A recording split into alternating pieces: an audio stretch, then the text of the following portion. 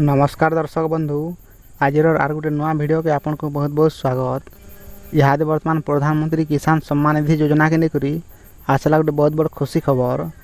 बहुत जल्दी पीएम किसान योजनार 20 नंबर किस्ती चाषी खाता के आसबार के जाऊे। तो केवे मिलबा टंका आर केन केन माने पाइबे आर केन केन माने योजनार बात पड़े सब डिटेल जानमा। वीडियो के निहाती भाव लास्ट तक देखुन सब जानी पारबे। प्रधानमंत्री किसान सम्मान निधि योजनार 20 नंबर किस्ती जून मासे आसबा इटा आगु घोषणा हो सारी।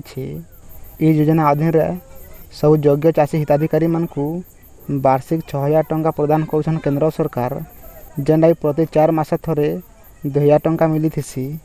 इहादे तो 19टा किस्ती मिली सारान। सबे इहादे 20 नंबर किस्ती के अपेक्षा कर रही। तो 20 नंबर किस्ती पाइबार लगी हेले आपन के KYC अपडेट करवार लगी पड़वा।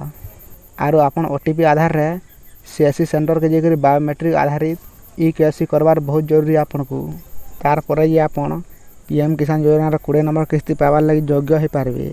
तार पर आपन को काना करा पड़वा आपन बैंक खातार संगे आधार लिंक करवार बहुत जरूरी।